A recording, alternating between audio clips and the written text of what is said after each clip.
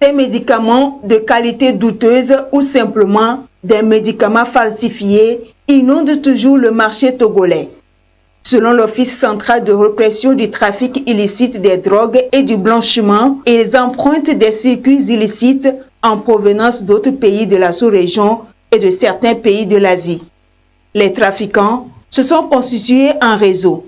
Certains membres du réseau sont chargés d'approvisionner à partir des pays de production, d'autres s'occupent de la vente sur le territoire national au mépris de la réglementation en vigueur. Le vendredi dernier, l'Office a mis la main sur un réseau de trafiquants. À sa tête, une commerçante de nationalité togolaise au marché d'Adaurato à Lomé. Au moment de l'arrestation, elle avait à sa possession 274,43 kg de produits pharmaceutiques illicites composés de 50,628 comprimés et gélules, puis 636 boîtes de crème, de poudre et de gel. Fréquente en Chine dans le cadre de son commerce, la trafiquante importe des produits en de petites quantités dans des conteneurs pour en faciliter la dissimulation. Elle s'approvisionne également auprès d'autres acteurs au niveau de la sous-région ouest-africaine. L'ampleur du phénomène ne laisse pas indifférents les autorités togolaises. Elles ont décidé de renforcer le dispositif de répression contre cette activité illicite depuis l'initiative de Lomé avec le sommet des chefs d'État tenu le 18 janvier 2020 à Lomé sur la lutte contre les faux médicaments. C'est dans cette optique que l'Office a engagé d'autres opérations. De janvier à avril 2020, il a interpellé 7 trafiquants et saisi 19 994,60 kg de produits pharmaceutiques illicites. Les opérations se poursuivent pour démasquer tous les acteurs de ce commerce illicite. Il a lancé un appel à la population à plus de vigilance et à la collaboration. Dont un fournisseur, un convoyeur, 2 clandomanes et un centrafricain, opérant dans la sous-préfecture de Mbitoy, dans le département de Mont-de-Lam, ont été rattrapés par la force mixte. Ils sont présentés à la presse du Logone oriental avec des armements de tout calibre, composés de munitions, 13 roquettes, 5 bazookas et des antichars.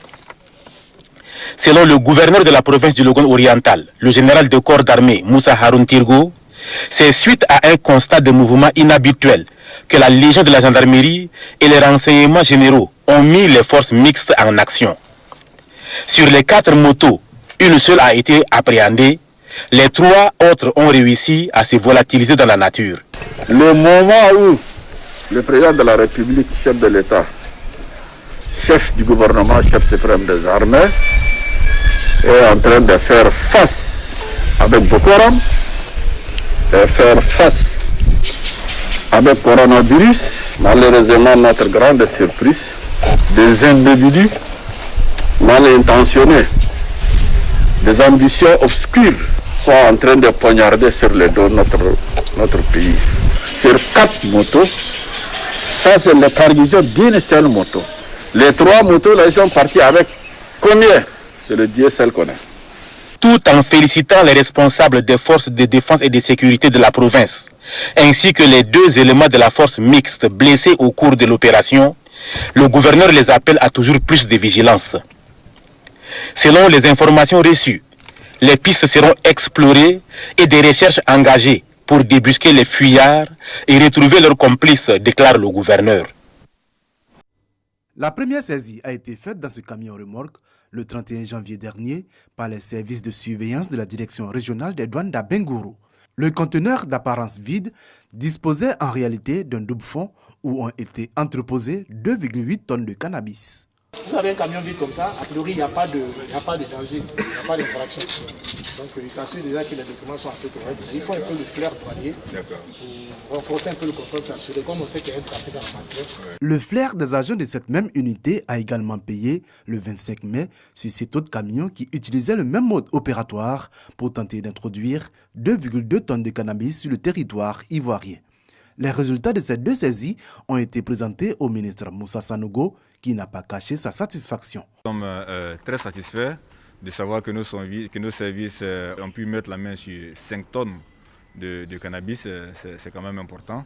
Et ça montre aussi que nous avons des mécanismes performants qui ont été mis en place. C'est ça qui nous permet aussi d'opérer également ces saisies. Et c'est également un appel aussi à la vigilance, parce que c'est la preuve qu'il y a quand même des tentatives importantes pour pénétrer notre territoire. Nous devons ouvrir l'œil, nous devrons continuer d'être concentrés sur nos objectifs. Les enquêtes se poursuivent pour remonter aux origines de cette filière. Moussa Sanogo a profité de cette occasion pour visiter également les autres produits prohibés saisis par l'unité mobile d'intervention rapide et stockés dans ses entrepôts à Yopougon.